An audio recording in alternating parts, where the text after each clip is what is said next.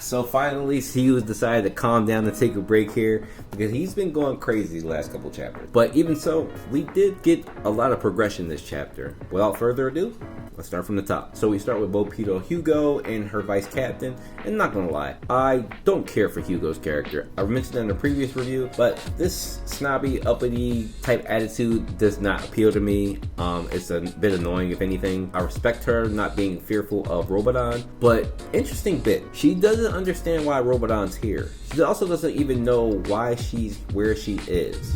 Huh? So why is she there? Now, I know I mentioned in the past review that there's no way that Gustang stationed her there and then forgot why she's there. But she doesn't even know what she's supposed to be guarding. This is turning into a lot of confusion, and later on in the review, I'm going to be more confused. So prepare for that. We move on to Lobadon's group, and Lobadon mentions that they found a gate to destroy with the help of a woman. Now, I'm not sure if this woman is Darwin when he says that, or if they're mentioning like an insider that knows the location of the warp gate.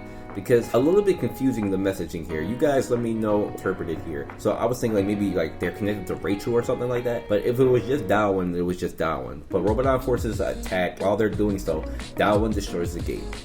We don't know where this gate is connected to. Darwin assumes connected to the lot where Yaratcha and Yama are, but if Hugo has no idea about the lot or anything what's going on with it, I doubt it's connected to that. What's going on there? But Lobadon takes on a defensive strategy, doesn't want to push. At the very least, for Lobadon, at least he holds on to his word. He's not forcing the Beastkin to go out and attack. He's holding a defensive position and wants to hold out as long as he possibly can. And it's weird to me, but have you guys noticed, like, the Beastkin are kind of like poised in a way? Like, we've not heard any of them speak up for themselves or say anything. I know that Yama's like the spokesperson, but right now they just feel like, you know, beings that are kind of there, like not really human-like. Like, it would make more sense at least that somebody said something, but that's just me being nitpicky. And we fast forward to back to the lot, and Yama and Yaratcha are infiltrating, and they get into the library. And then we find Giskar, and he's entering a door to go get a book. And upon doing this, he's attacked by Yama and Yaratcha. Now, this is a pretty cool feat, you must say. He dodges both of them and manages to handcuff them, mentioning that this is the cuff of binding and the key of despair. And then he wonders how they know about the book. Yes. Yes, yes, yes. I've been saying this since we found out about this book. How does anybody know about this book?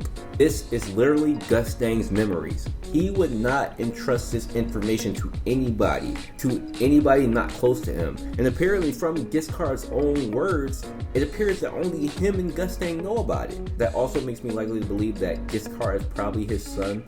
Not to mention that Giskar's name starts with a G, but not to say that makes him his son, but you would willingly trust some information like that only to your blood. Nobody knows about this. Apparently not even Belier, the vice captain. So this is very intriguing, meaning that there is definitely a traitor amongst the Bopedo, and it could only be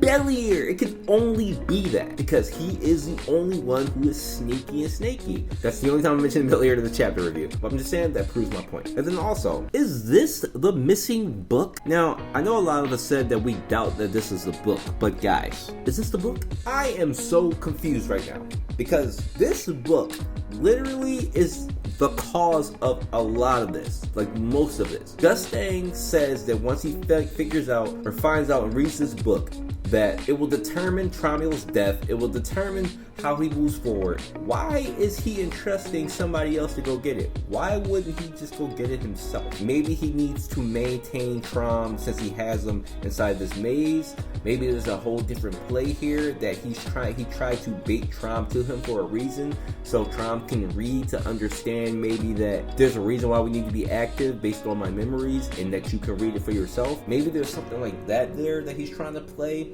This is very confusing, because this book, if it is the book, has huge complications if Lobopia gets it. Back to Giskar, as he mentions to Yama and Yaratcha that one of you basically have to die, or you can take this key to unlock yourself. Now, he's able to dodge them and leave them behind. And Yaratcha, being kind of a genius, comes up with a plan where like, hey Yama, you know I can control you.